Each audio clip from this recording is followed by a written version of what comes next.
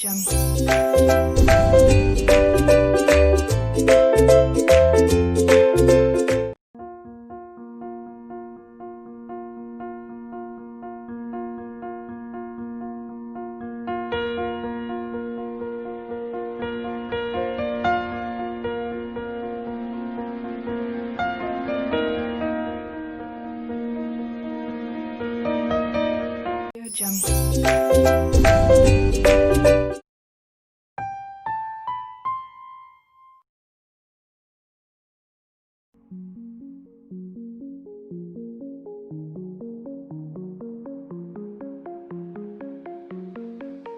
lockdown, others eating, sleeping, Netflix, cooking, and reading. Meanwhile, ICM teachers, am I audible?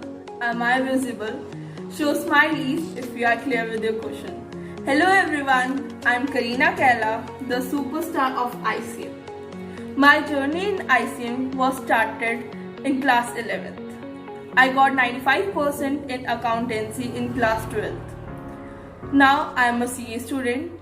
I did my CA foundation from ICM and continuing in ICM for CA Intermediate, Group 1 as well as for Group 2.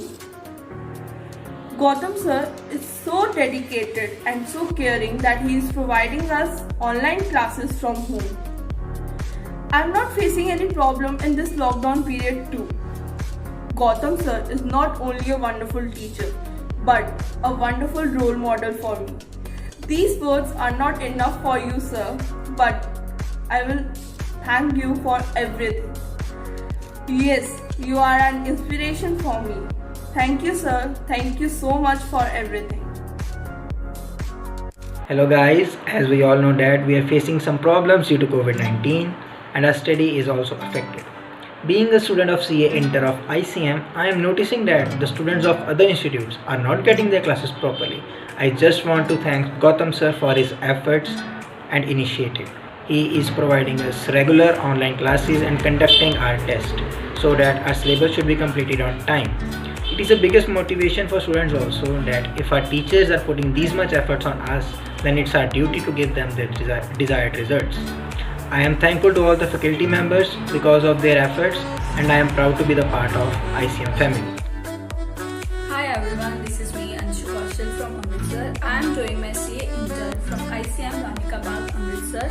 Our institute is very supportive and we have live session, one-to-one discussion, and our institute is providing us so much intention during this pandemic situation and our queries are get resolved easily, and I am very thankful to Gautam Berry sir and my ICM family.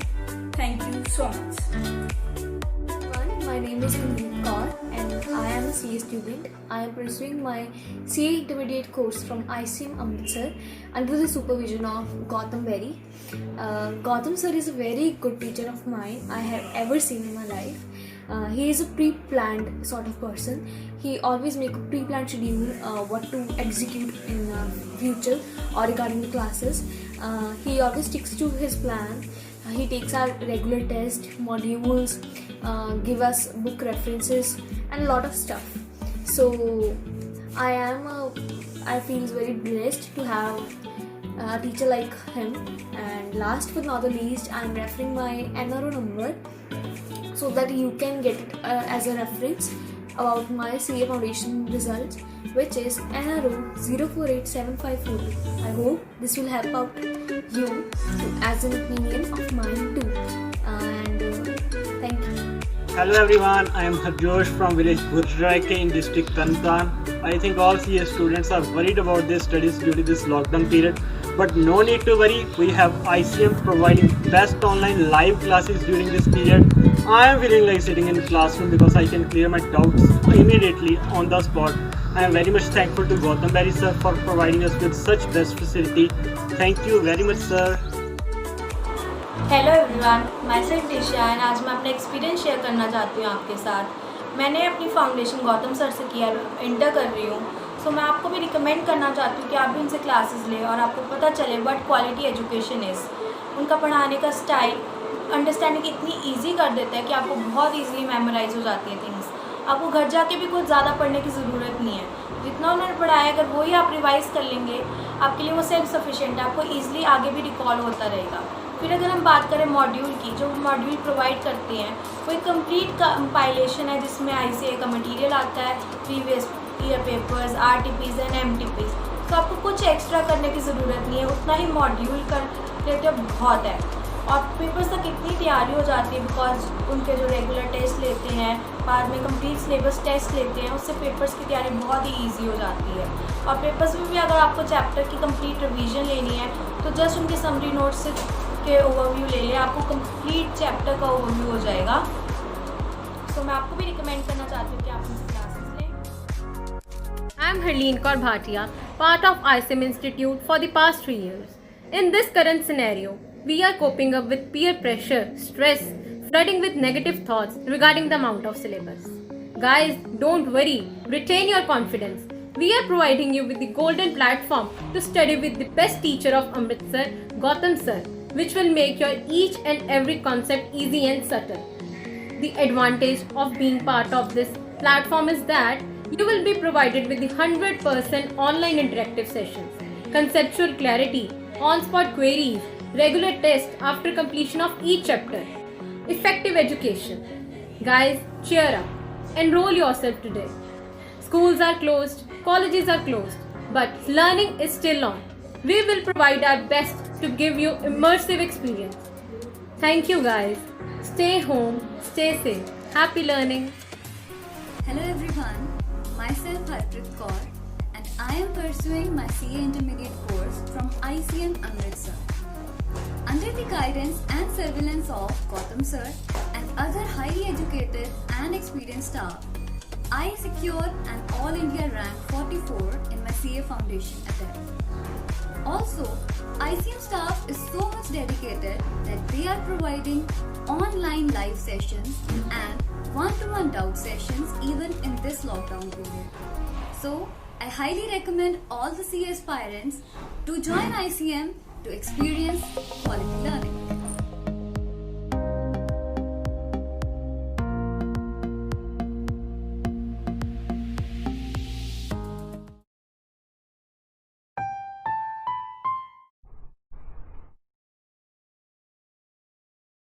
हाय बच्चा लोग, a very good morning, good afternoon, whatever the case में B.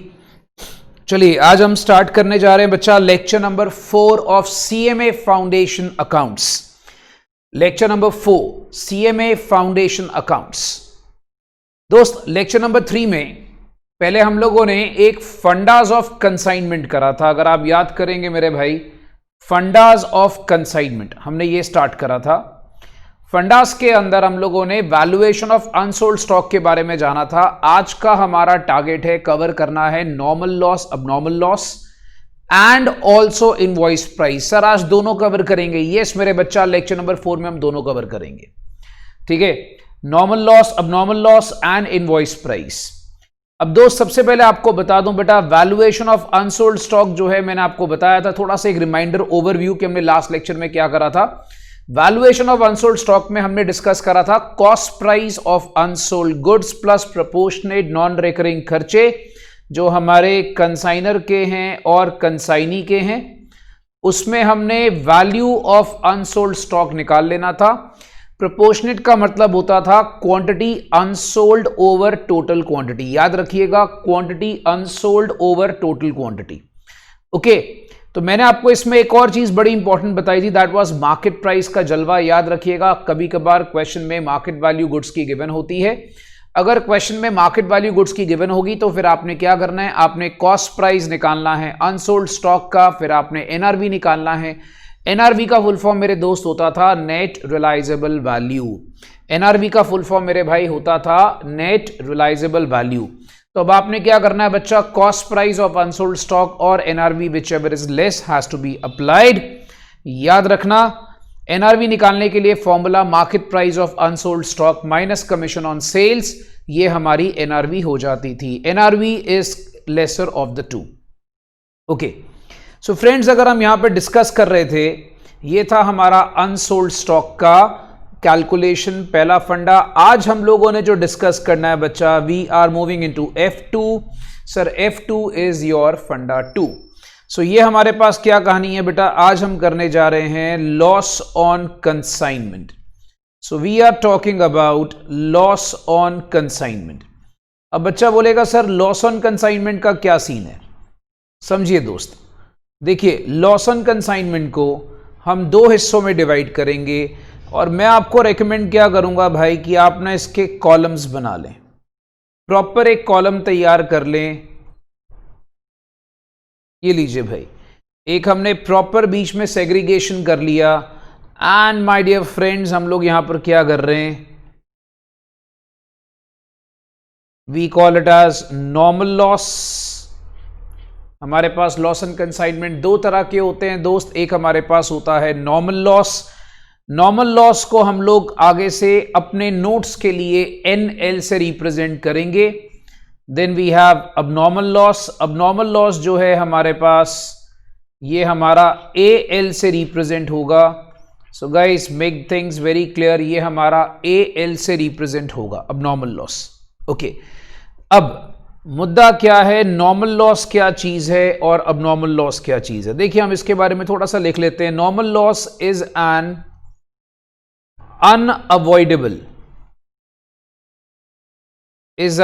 unavoidable loss, that is loss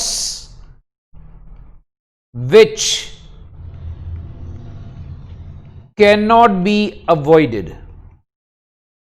So normal loss आप कह सकते हो बच्चा एक तरीके से हमारा unavoidable loss है जिसको हम चाह के भी अवॉइड नहीं कर सकते, मतलब आप उसको रोक नहीं सकते हो।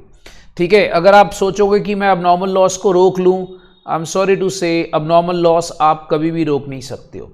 तो ये एक हिसाब से आपका अनअवॉइडेबल लॉस होता है। फॉर एग्जाम्पल, जिसको हम कहते हैं loss caused due to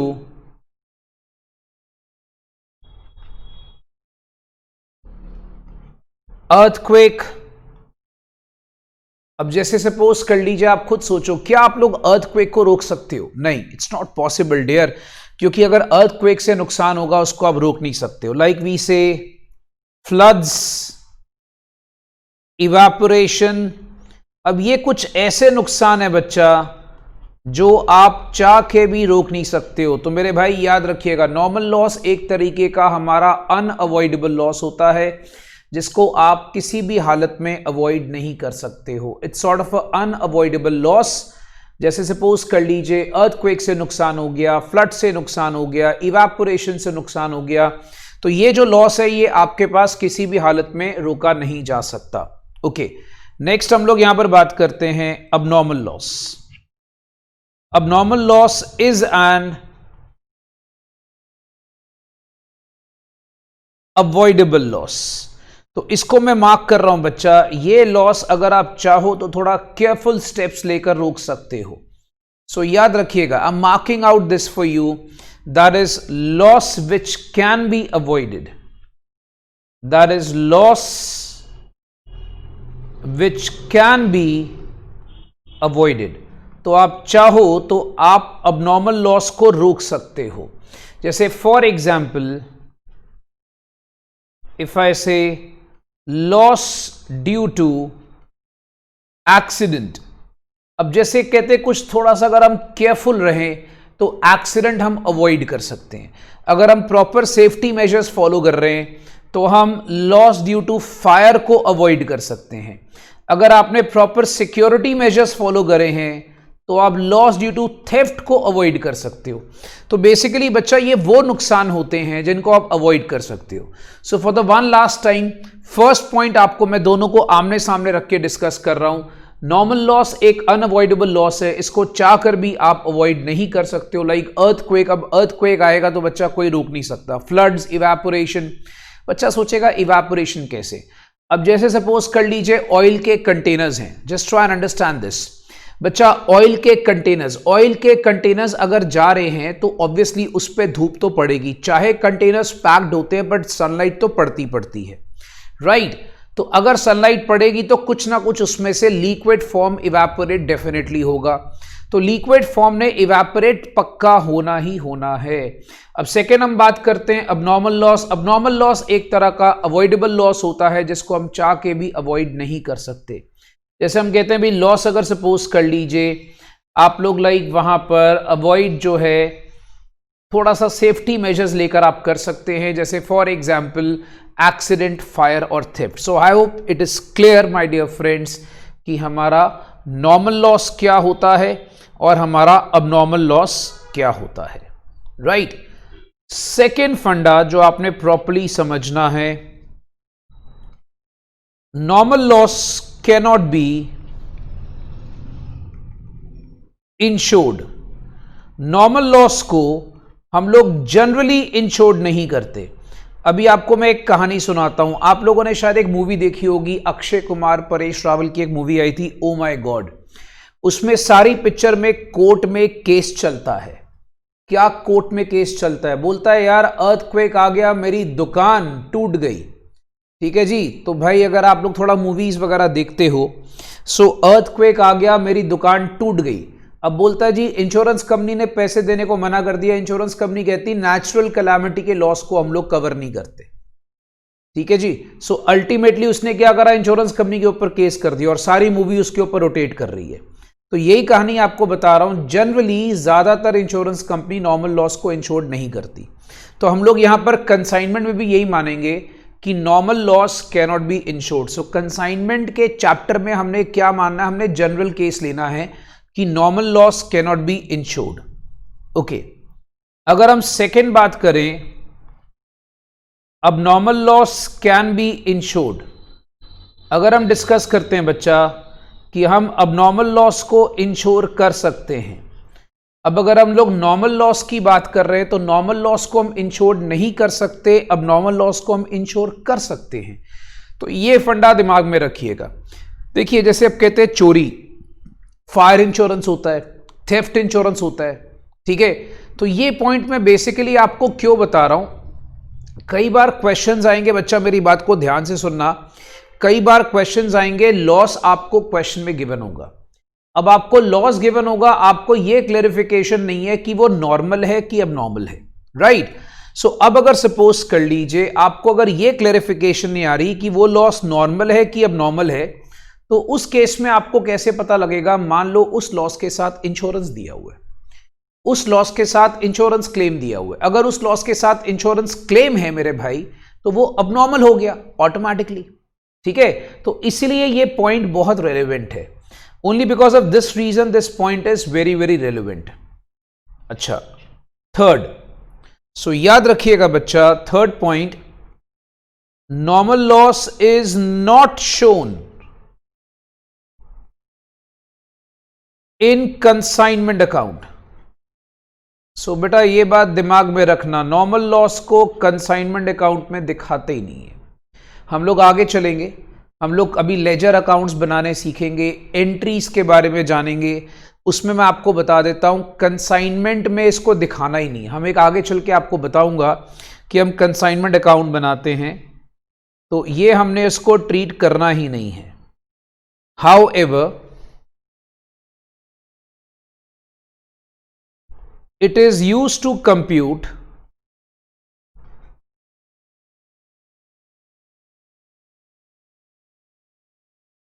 the value of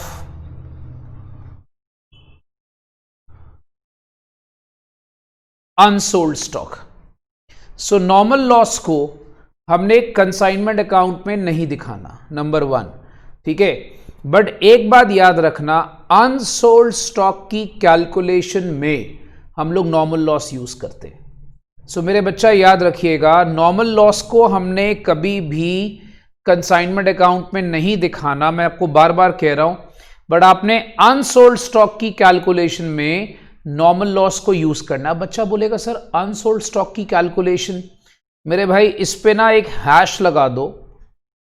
सारे बच्चे बेटा इसको अच्छी तरह मार्क कर लो, because this point will be a very very good point.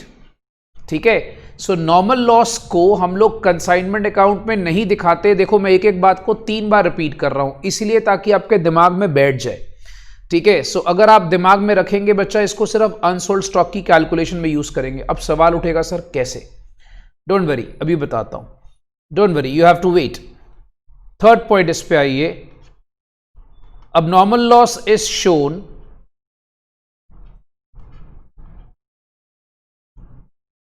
in books of consignment।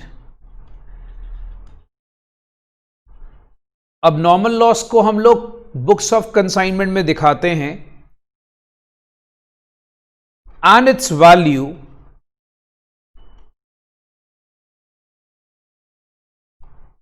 Is calculated separately. तो एक बात याद रखना बच्चा कि आपके पास अब नॉर्मल लॉस जो है वो हम लोग कंसाइनमेंट की बुक्स में दिखाएंगे और उसकी वैल्यू को हम लोग अलग से कैलकुलेट जरूर करते हैं। सो बच्चा एक बात दिमाग में रखिएगा, मैं बार बार आपको बोल रहा हूं कि अब नॉर्मल लॉस दिखाना है, नॉर्मल लॉस नहीं दिखाना। अब नॉर्मल लॉस की वैल्यू अलग से कैलकुलेट की जाती है। अभी मन में सवाल उठेगा सर कैसे कैलकुलेट की जाती है? बेटा वेट करिए, इंतजार का फल मीठा होता है मेरे दोस्त। You have to wait for the fourth point. Okay, so fourth point is a very dhasu point. So let's mark up with the fourth point. Now listen to me very carefully. Value of unsold stock, value of unsold stock in case of normal loss is calculated with a different formula. See, in the last lecture, lecture 3, we have did the value of unsold stock as the formula cost price of unsold goods plus proportionate non-recurring expense of consignor and consignee. That is fine. That is a formula which we normally use for the calculation of value of unsold stock. But मेरे बच्चा याद रखिएगा, इन case of normal loss यहां पर एक होता है खतरा। खतरा भाई, खतरे को मार्क कर लो, खतरा। यहां पर एक खतरे वाला पॉइंट होता है सर, खतरा, डेंजर, डेंजर होता है दोस्त। यहां पर बच्चा भूल जाता है, मेरे बताने के बावजूद भूल जाता है। सो बच्चा आपने भूलना नहीं है, याद रखना कि जो अनसोल्ड स्टॉक है उसको हम कैलकुलेट करेंगे। वी से total cost of goods sent plus non recurring expenses of consignor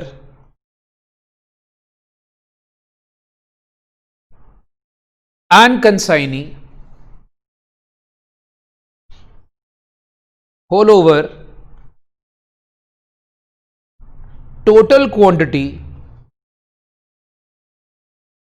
minus quantity of normal loss whole over total quantity minus quantity of normal loss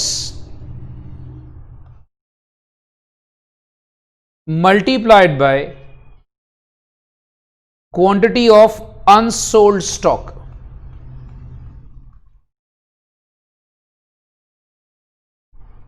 Multiplied by quantity of unsold stock. So students will be amazed, sir ये formula, yes मेरे बच्चा ये formula. सो याद रखना मेरे दोस्त, जब question में नॉर्मल लॉस होगा, आप आराम से नोट कर लो, मैं अभी आपको जल्दबाजी में नहीं लेके जाऊंगा। जब क्वेश्चन में नॉर्मल लॉस होगा, नॉर्मल लॉस को इटसेल्फ तो हम कैलकुलेट नहीं करते, बट नॉर्मल लॉस को टाइम पे अनसोल्ड स्टॉक के अंदर एक खतरा होता है। खतरा मतलब डेंजर होता है। वो डेंजर क्या है मेरे दोस्त, आपको याद रखना है कि जो total cost of goods sent है, plus non recurring expense of consignor and consignee, याद रखिएगा, over total quantity minus quantity of normal loss into quantity of unsold stock. तो आप इसको आराम से एक बार रीड करें प्लीज। बच्चा, वैल्यू ऑफ अनसोल्ड स्टॉक जो हम कह रहे थे भाई, एक बेसिक इसमें खतरा होता है इस पॉइंट के अंदर, और अब इसमें बच्चा जब हम यहां पर निकालते हैं value of abnormal loss, yes, unsold stock तो चलो आप वहां पर कैलकुलेट करोगे, बट अगर हम दोस्त बात कर रहे हैं अबनॉर्मल लॉस की, तो अबनॉर्मल लॉस जो है उसको हम लोग कैलकुलेट करते हैं एक स्पेशल फॉर्मूला से। वो फॉर्मूला क्या है पहले आप उसको ध्यान से देख लीजिए, that is cost of abnormal loss. Now this formula has a very important point which is called as proportionate non recurring expenses of consignor and consignee.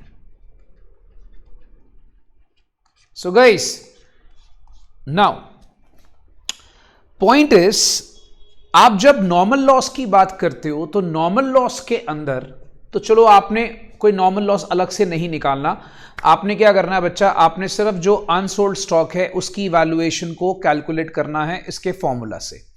But जो अबनॉर्मल लॉस की बात कर रहे हैं दोस्त, तो अबनॉर्मल लॉस जो है वो हमारे पास आता है cost of abnormal loss plus proportionate non recurring expense of consignor and consignee. But my dear friends, this point has a very धासु पॉइंट इन इट। सर धासु, यस मेरे बच्चा, बहुत ही धासु पॉइंट इसके बीच में एक आता है, तो बच्चे मार्क कर लें, बहुत ही धासु पॉइंट। धासु पॉइंट क्या, सुनिए, पहले इस धासु पॉइंट के बारे में सुन लें। धासु का मतलब हो गया something which is very extraordinary point. देखिए, अब एक्स्ट्राऑर्डिनरी पॉइंट का मतलब क्या, पहले आपको यह समझाता हूं। कहते हैं भाई, expenses incurred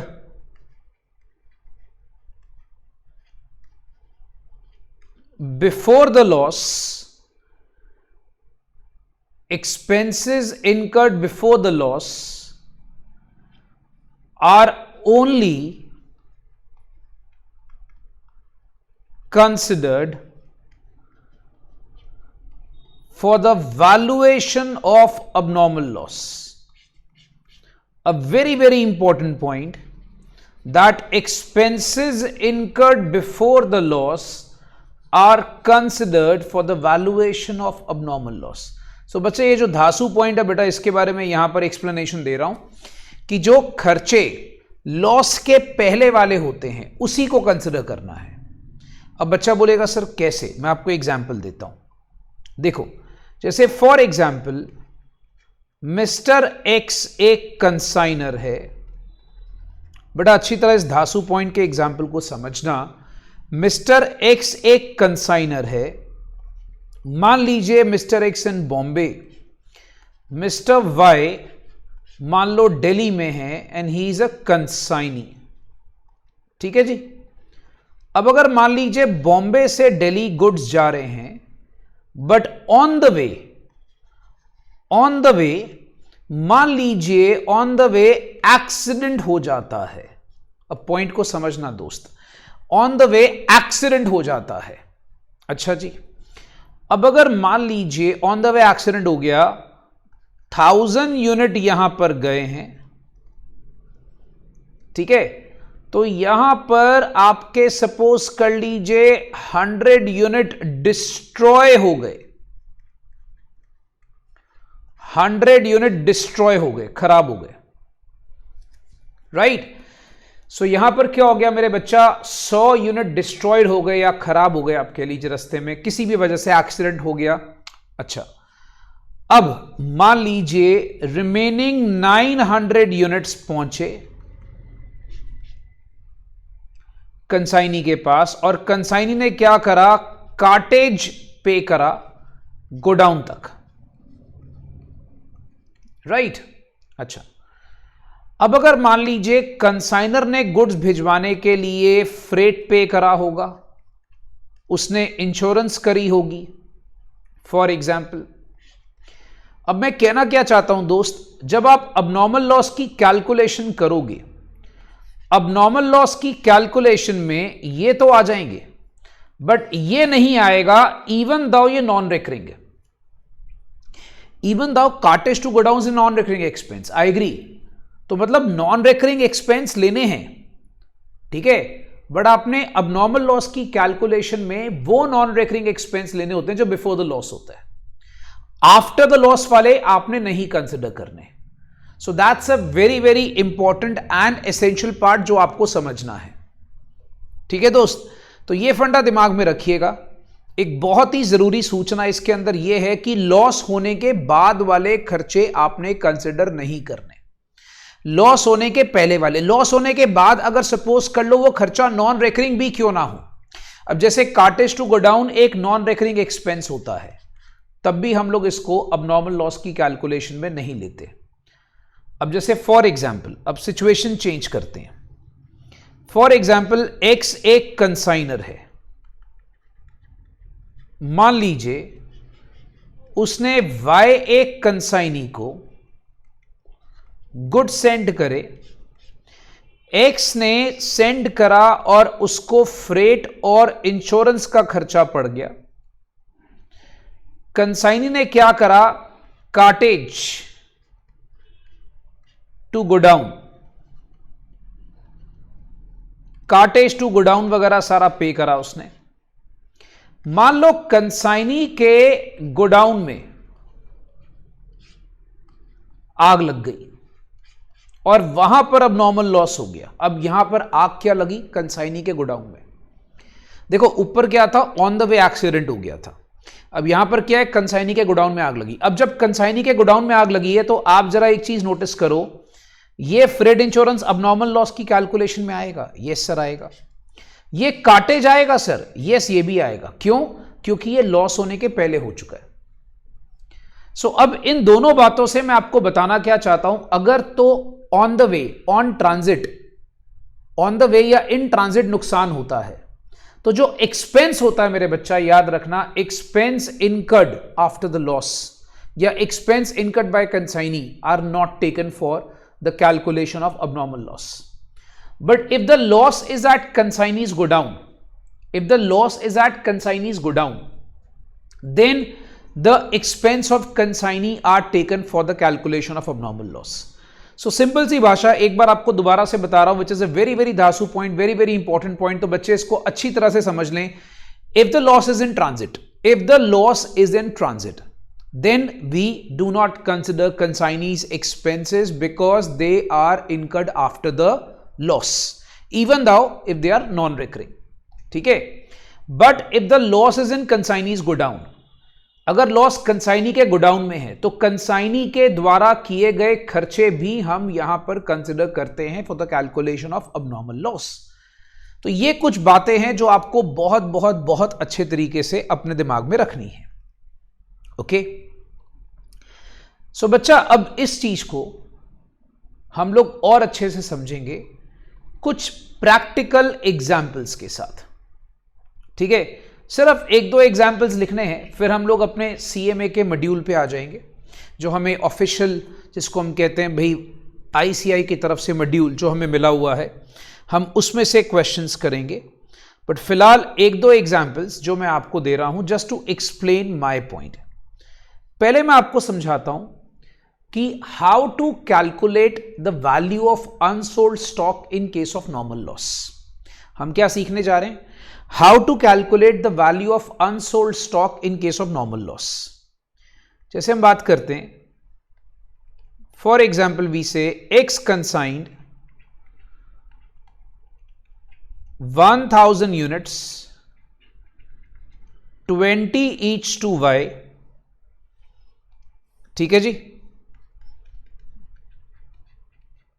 x incurred freight ₹1000,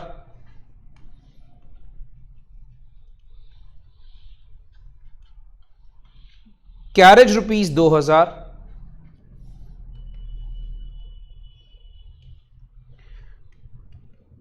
insurance rupees 3000,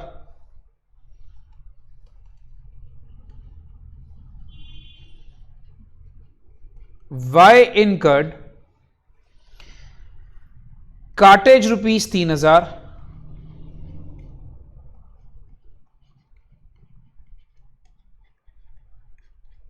godown rent rupees 1000. Now, suppose Y sold 900 units and the important point 10 units were lost due to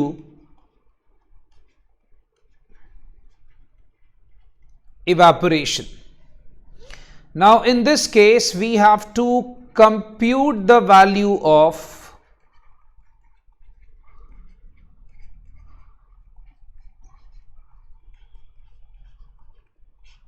unsold stock.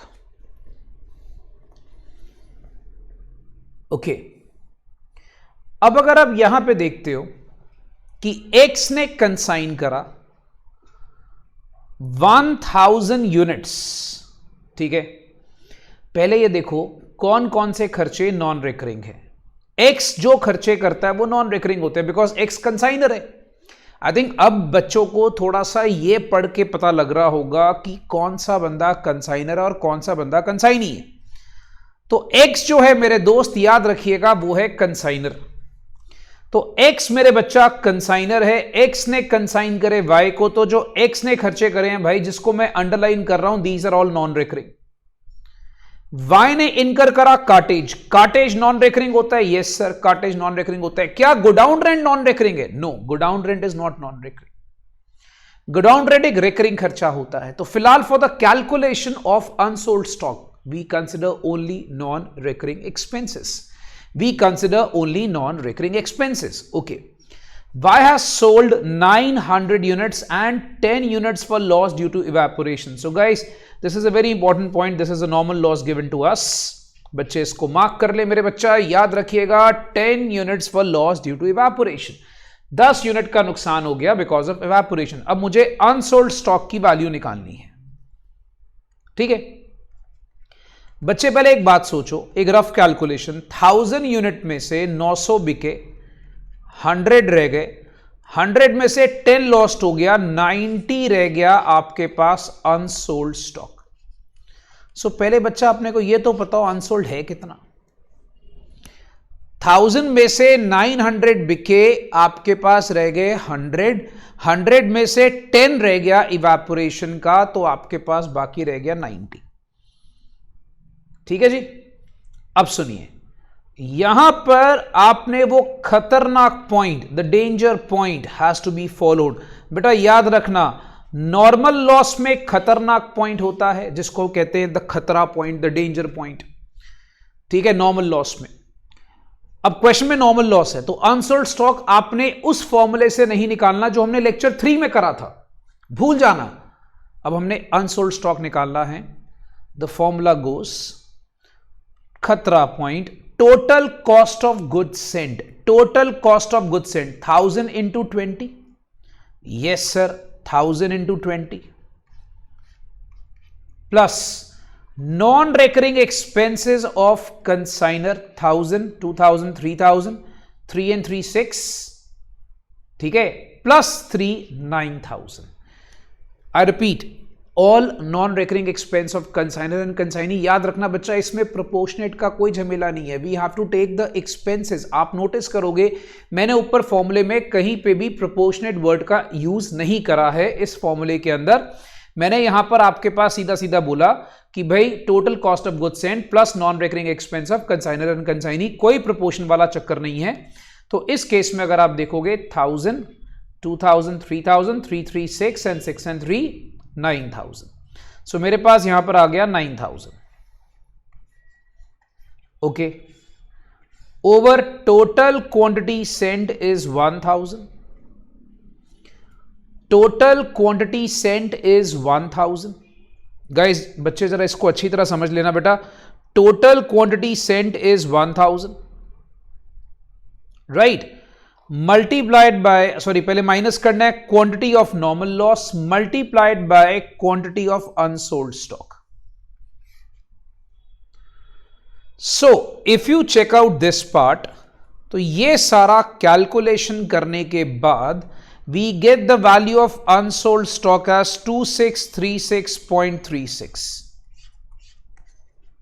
ये लीजिए दोस्त, तो ये मेरा आंसर आता है 2636.36. सो याद रखना ये वही पॉइंट है जो मैं आपको खतरा खतरा करके बोल रहा हूं. तो बॉस अपने पास क्या करना है, यहां पर लिख लेना है खतरा, क्योंकि अगर यहां पर आपने अनसोल्ड स्टॉक कैलकुलेशन करते वक्त कुछ दूसरा तरीका लगाया तो आपका आंसर रॉन्ग हो जाएगा. सो दोस्त यहां पर आपको याद रखना है कि नॉर्मल लॉस के वक्त हम लोग थोड़ा सा फॉर्मूला चेंज करेंगे for the calculation of unsold stock, right.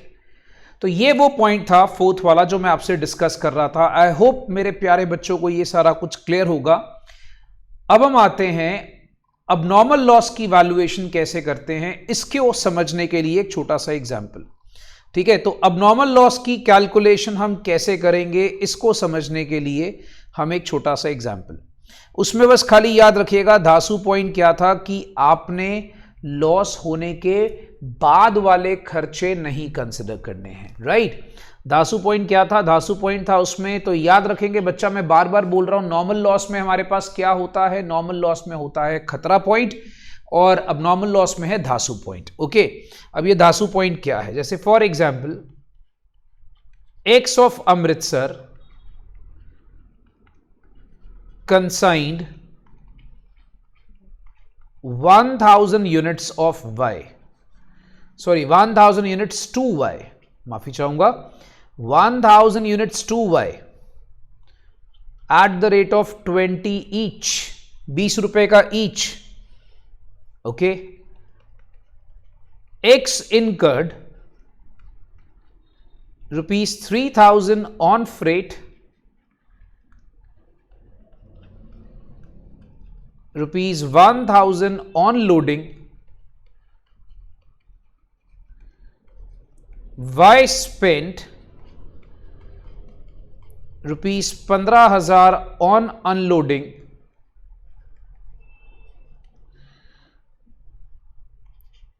$20 units were lost in transit due to accident. 20 units were lost in transit due to accident. ठीक है, तो 20 यूनिट्स हमारा नुकसान हो गया बेटा, loss in transit due to accident. अब मुझे क्या करना है दोस्त, अपने को बोलता है कंप्यूट करना है the value of abnormal loss. So यहां पर अपने को क्या करना है भाई, खाली अबनॉर्मल लॉस का कैलकुलेशन करना है. अब बच्चा अबनॉर्मल लॉस की कैलकुलेशन के अकॉर्डिंगली वो क्या होता है. अब देखिए, पहली बात, पहले क्वेश्चन पढ़ते हैं. अबनॉर्मल लॉस हम कैलकुलेशन करेंगे. अच्छा, बच्चों को ये पता लग गया होगा कि ये इन ट्रांजिट लिखा है और एक्सीडेंट का नुकसान है, तो बच्चा ये अबनॉर्मल लॉस है. ठीक है, तो ये आपको क्वेश्चन पढ़ के पता लग जाएगा that this is abnormal loss. अब मुद्दा ये है कि रास्ते में नुकसान हुआ. इन ट्रांजिट का मतलब होता है रास्ते में नुकसान होना. तो क्या नॉन रेकरिंग एक्सपेंस एक्स के लेंगे? यस, एक्स के तो चलो लेंगे कैलकुलेशन ऑफ अबनॉर्मल लॉस में. बट अगर हम बात करें मेरे भाई, क्या हम नॉन रेकरिंग एक्सपेंस वाई के लेंगे? वाई के अनलोडिंग नॉन रेकरिंग होते हैं, वाई के अनलोडिंग नॉन रेकरिंग होते हैं. बट क्या हम लोग वाई के खर्चे कंसिडर करेंगे? नहीं. रीजन बीइंग इज दिस, मैंने आपको बताया क्योंकि अनलोडिंग हो जाएगी नुकसान होने के बाद, क्योंकि ये रास्ते में नुकसान हुआ है. तो मैंने आपको भी ऊपर एक एग्जांपल दिया था कि अगर इन ट्रांजिट नुकसान होगा, याद रखिएगा मेरे दोस्त, बहुत अच्छे तरीके से इसको दिमाग में बिठा लो कि इन ट्रांजिट नुकसान होगा तो कंसाइनी के खर्चे नहीं आते. तो याद रखना ये वाला पॉइंट था, ये वाला एग्जांपल था कि इन ट्रांजिट नुकसान होगा तो कंसाइनी के एक्सपेंस नहीं आते हैं. राइट, सो ये वही कहानी है, इन ट्रांजिट नुकसान कंसाइनी के हम लोग खर्चे कंसिडर नहीं करेंगे.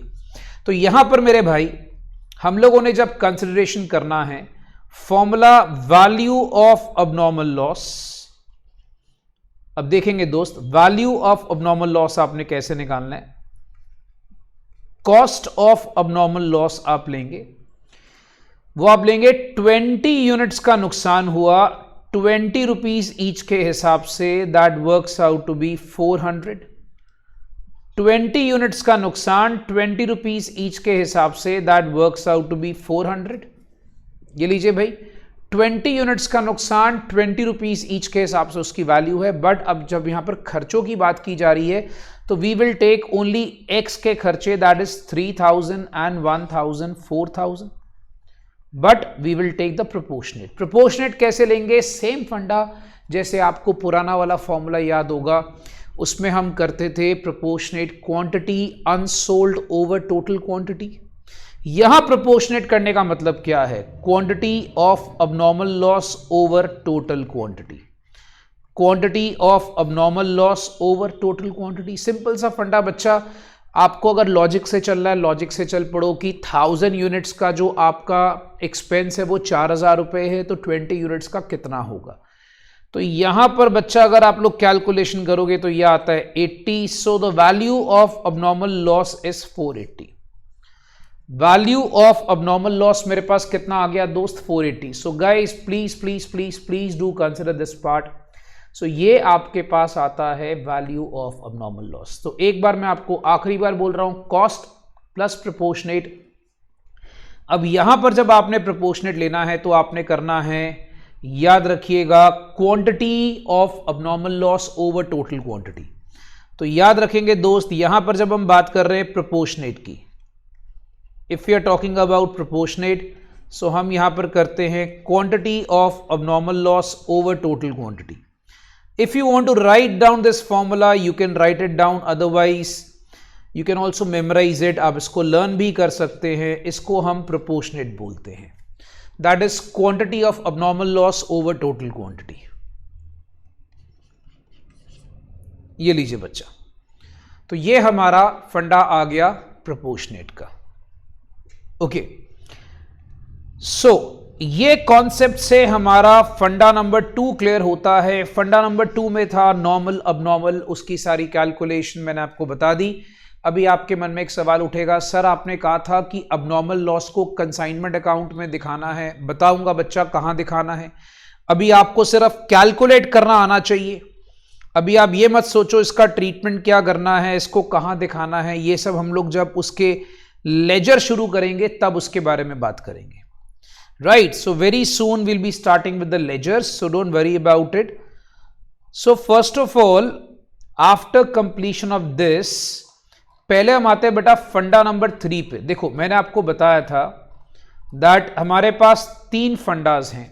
हमने पहले करा अनसोल्ड स्टॉक की वैल्यूएशन, फिर हमने करा normal loss and abnormal loss, then we have to do invoice price method. Now the question arises, sir, what is invoice price? So let's move on to my dear friends funda number 3. तो I hope बच्चों को normal loss, abnormal loss सारा कुछ clear होगा। तो अब हम लोग आ रहे हैं बेटा फंडा नंबर 3। फंडा number 3 is called as invoice price method. Now the question arises, मेरे बच्चा याद रखिएगा, नाउ द क्वेश्चन अराइजेस कि सर इनवॉइस प्राइस मेथड क्या होता है। देखो सिंपल सी बात करें, जैसे मैंने आपको नॉर्मल लॉस में एक नाम दिया, नॉर्मल लॉस में नाम क्या दिया? खतरा, खतरा याद रहेगा।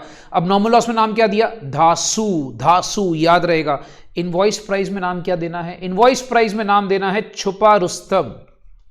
Invoice price is called as छुपा रुस्तम। याद रखना दोस्त, invoice price is called as छुपा Rustam.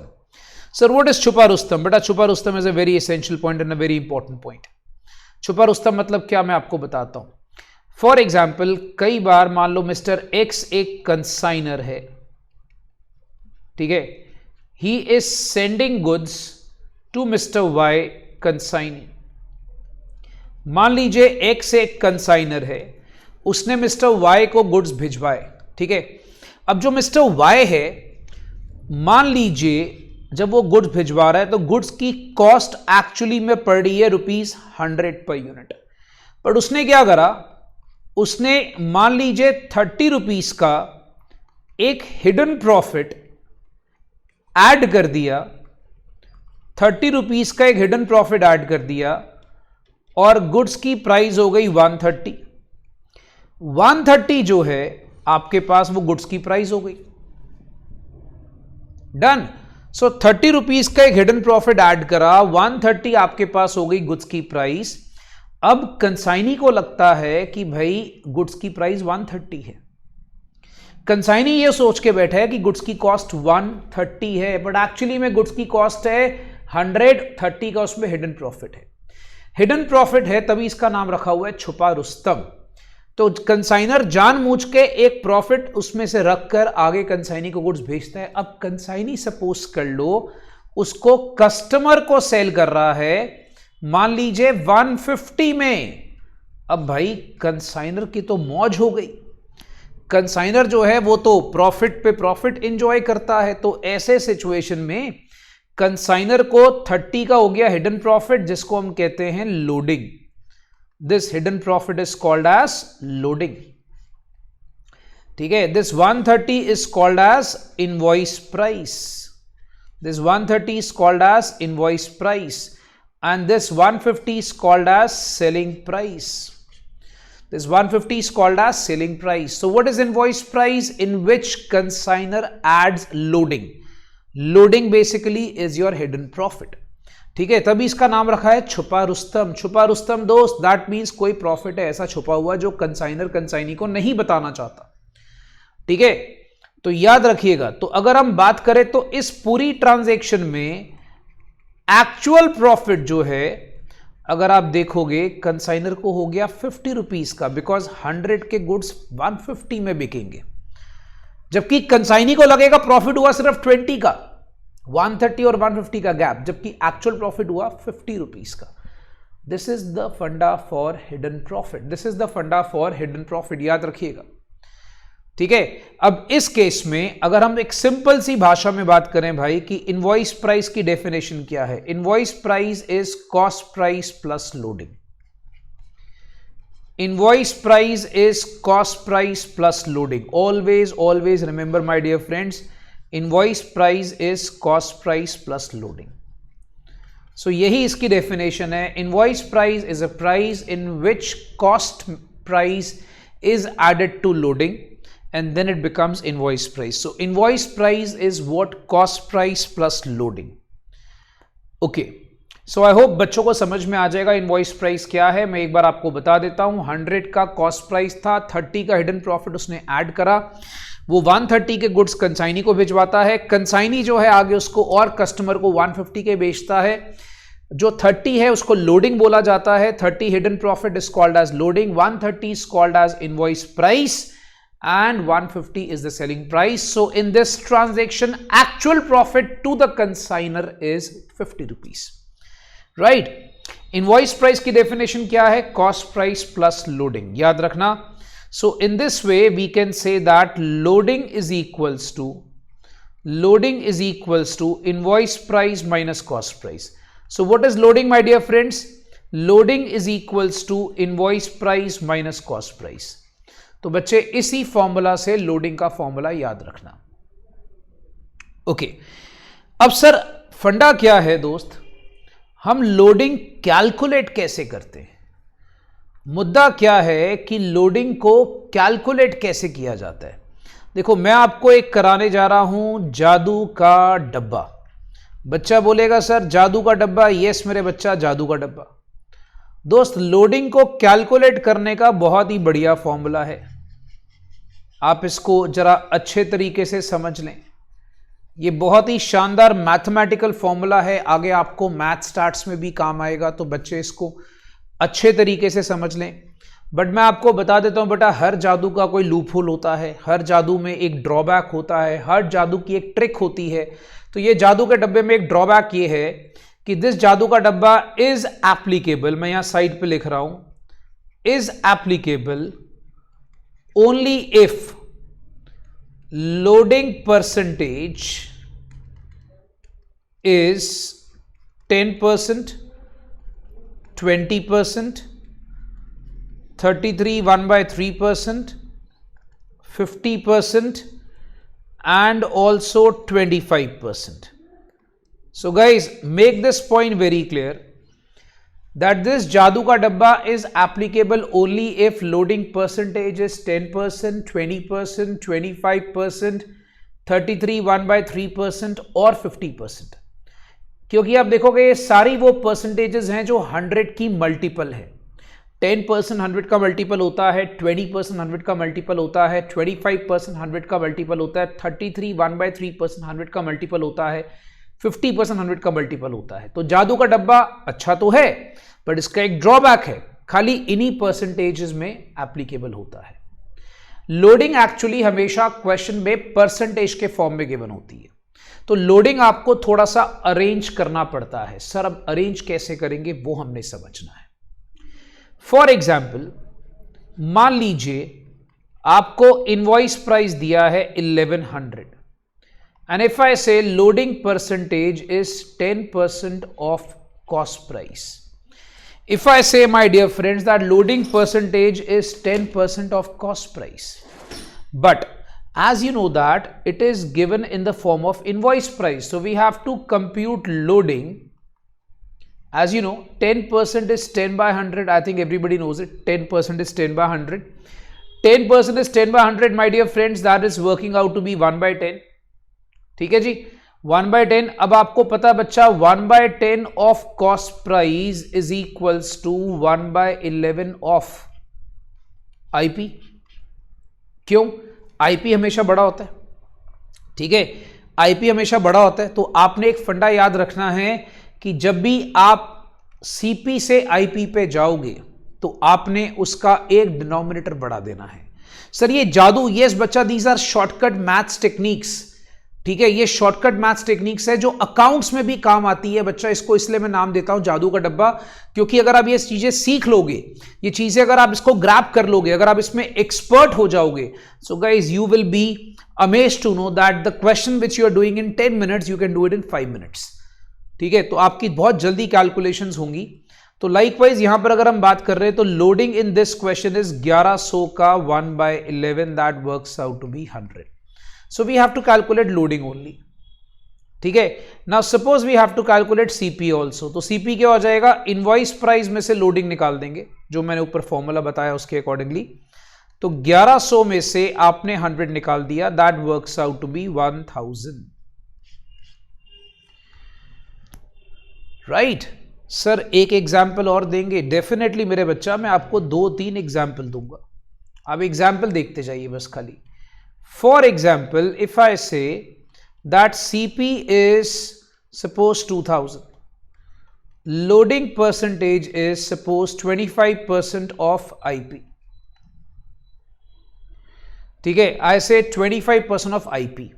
Now the problem arises, CP given है, loading percentage IP पर है. ऊपर भी आप देखोगे प्रॉब्लम क्या था कि आईपी गिवन था, लोडिंग परसेंटेज सीपी पे था. आईपी गिवन था, लोडिंग परसेंटेज सीपी पे था. अभी प्रॉब्लम आएगा. तो अभी इस केस में अपने को क्या करना है? 25% का मतलब हो गया दोस्त 1/4 of IP is equals to 1/3 of CP. 1/3 of CP. Why? Because CP बटा छोटा होता है, तो आईपी से सीपी पे जाना है तो एक डिनोमिनेटर कम करना है. सो दोस्त याद रखो, सीपी छोटा होता है, आईपी बड़ा होता है. आपको पता है क्योंकि आईपी में लोडिंग ऐड होती है. तो अब जब आपने सीपी से आईपी पे जाना है तो आपने एक डिनोमिनेटर बढ़ाना है. जब आईपी से सीपी पे आओगे तो एक डिनोमिनेटर आपने कम करना है. सो यहां पर मेरे भाई जो लोडिंग आती है, that works out to be 2000 का 1/3 because we have got cost price. So यहां पर अगर आप देखते हो बच्चा, तो this actually works out to be 667. ठीक है, 667 आ गया. अगर हम यहां पर मेरे भाई बात कर रहे हैं आईपी निकालना, सपोज कर लो मुझे आईपी निकालना, तो दैट सीपी प्लस लोडिंग. तो सीपी प्लस लोडिंग मतलब 2000 में लोडिंग ऐड कर ली 667. So this actually works out to be 2667.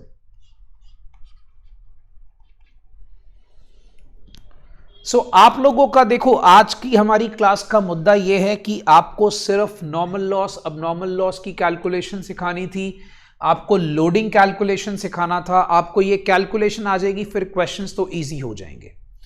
ठीक है, सो अब अगर बच्चे बात करें, जैसे for example I will give you one more example my dear friend. Suppose I know we need some more examples to understand this in a better way. अब suppose कर लीजिए, I will give you one more example. Let's say CP is 2000 and loading percentage is 10% of CP. Now the advantage of this question is that this is CP and this is also CP. क्या problem है भाई? कोई दिक्कत नहीं है, दोनों CP है, तो क्या अपने को दिक्कत है? कोई प्रॉब्लम है? नहीं. प्रॉब्लम तब आती है जब सपोज कर लो ये CP हो और लोडिंग परसेंटेज IP पर हो, या मान लीजिए आपके पास IP गिवन हो, लोडिंग परसेंटेज CP पे हो, तो प्रॉब्लम आती है. पर जब दोनों CP गिवन है फिर काहे का प्रॉब्लम? तो इस केस में मेरे भाई जो लोडिंग होगा, लोडिंग वुड बी 2000 का 10/100, so that works out to be 200 straight away. No need to convert it, no need to convert it. So loading is straight away. So IP जो है my dear friends is 2000 plus loading, that's 200. So that works out to be 2200.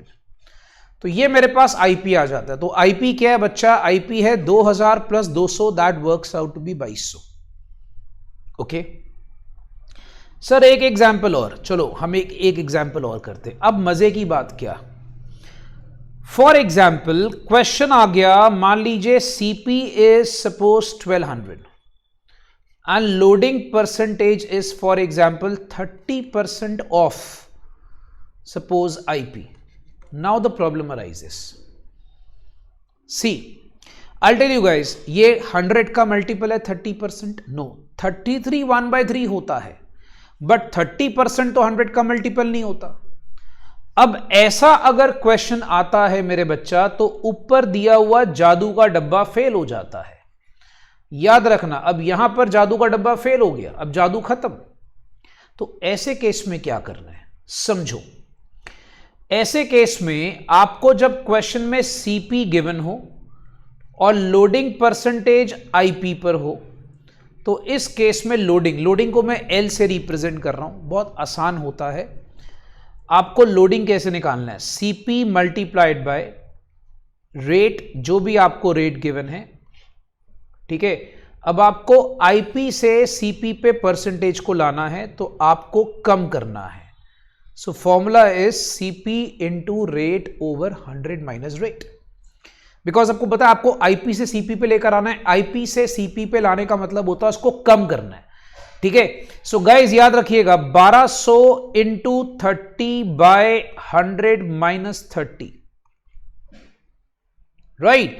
So this actually works out to be, अगर आप यहां पे देखोगे, so this works out to be 514 रुपए का loading.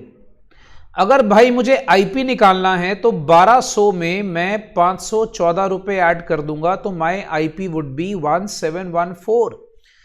So guys remember this, because जादू का डब्बा will be applicable only when the percentage is multiple of 100. अगर नहीं होगा तो उसका जवाब ये रहा. हम IP से CP पे गए थे, CP पे आपको कम करना है, IP ऑब्वियसली ज्यादा होता है, तो आपको IP से परसेंटेज को CP पे लेके जाना है, तो आपने ये फॉर्मूला यूज करना है.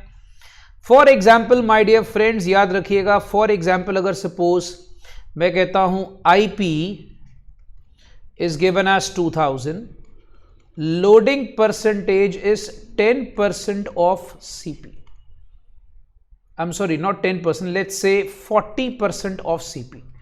Let's say multiple जो है हमारे पास वो आ गया 40% of CP. अब 40% is not the multiple of, याद रखिएगा 100. ठीक है. Now in this case my dear friends, loading अगर मुझे निकालना है, मुझे CP से IP पे जाना है, तो formula is IP into rate over 100 plus rate percent, because we have to increase it. आपने CP से IP पे जाना, मेरी बात को समझिएगा, अगर CP से IP पे जाना है तो you have to add it. Okay, so just try and understand the formula. So that works out to be 200 into 40 by 140. 140 समझ गए होंगे, 100 plus 40, so that works out to be 2000 into 40 divided by 140, that works out to be 571.4 या 571 approximately ले लेते हैं, let's take 571, ठीक है। सो दोस्त अपने को यही चीजें जो हैं अच्छी तरीके से समझनी है। So guys this has to be understood very very carefully. ये एक बार आपको आईपीसीपी का कैलकुलेशन आना चाहिए। इसका अकाउंटिंग ट्रीटमेंट तो भाई मैं आपको अलग से कराऊंगा ही कराऊंगा।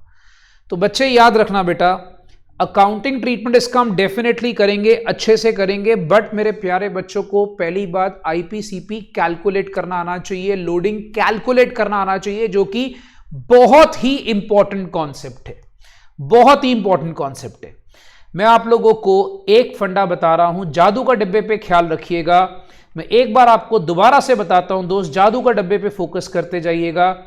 जादू का डब्बा बहुत शानदार चीज है। मैक्सिमम क्वेश्चंस में लोडिंग परसेंटेज आपको दिया होता है या तो 10%, अब मान लीजिए 10% ऑफ सीपी दिया है, so that works out to be 10/100 of CP. 10/100 of CP is 1/10 of CP. 1/10 of CP is 1/11 of IP. मान लीजिए आपको दिया हुआ है 33 1/3% of IP. 33 1/3% of IP, that means 1/3 of IP. बच्चे याद करेंगे बेटा, 33 1/3% का मतलब होता है 1/3 of IP. I repeat, 33 1/3% is 1/3 of IP. So 1/3 का मतलब हो गया 1/2 of CP. You have to convert it and आपको डिनोमिनेटर कम करना है। तो जस्ट इमेजिन द फंडा, जब आप सीपी से आईपी पे जाओगे एक डिनोमिनेटर बढ़ाते हो, आईपी से सीपी पर आते हो एक डिनोमिनेटर कम करते हो। इसी तरीके से जैसे for example I say 25% of CP, for example that's 1/4 of CP, because 25/100 is 1/4, ठीक है, मल्टीपल ऑफ 100 है। So that works out to be 1/5 of IP. So always remember this, 99% question में आपका जो लोडिंग परसेंटेज होता है या तो वो होता है 10% या होता है 33 1/3% या होता है 25% 50%, मतलब 100 का मल्टीपल ही होता है। तो आपका जादू का डब्बा एप्लीकेबल होगा। मान लीजिए 1% क्वेश्चन में अगर आपका जादू का डब्बा एप्लीकेबल नहीं है मेरे दोस्त, तो आपने क्या करना है, आपने करना है वहां पर अगर आपको आईपी से सीपी पे जाना है तो formula rate over 100 minus rate percent. अगर आपको सीपी से आईपी पे जाना है तो formula is rate over 100 plus rate percent. So guys don't ever forget this because this is a very very essential part. So हमारी आज की क्लास का मुद्दा था वो 2 फंडास कवर करना, नॉर्मल लॉस, अबनॉर्मल लॉस हमने कवर करे, यस सर डेफिनेटली कवर करे। हमारा सेकेंड फंडा क्या था मेरे भाई, हमारा सेकेंड फंडा था आईपी की कैलकुलेशन सीखना। अब हम लोग अगले लेक्चर में जो होगा हमारा अगला लेक्चर, लेक्चर नंबर 5, उसमें हम सीखेंगे अकाउंटिंग ट्रीटमेंट। अकाउंटिंग ट्रीटमेंट अब इसका कैसे करेंगे, ठीक है, that will be done in lecture 5। But before my dear friends, you must revise all the notes of lecture 4। It is very very necessary my dear बच्चा लोग that all the notes of lecture 4 1 2 3 4 must be revised to start with lecture 5, ठीक है। And in lecture 5, please be ready with your CMA modules. Yes, dear friends, please be ready with your CMA modules because we will now start doing questions from the module itself. Right? So, जो आपके CMA modules हैं उसके साथ ready रहिएगा and we'll be starting with the questions. Thank you guys. That will be all for today in accounts. God bless you. See you all. May hope you soon become CMA. God bless you, बच्चा लोग.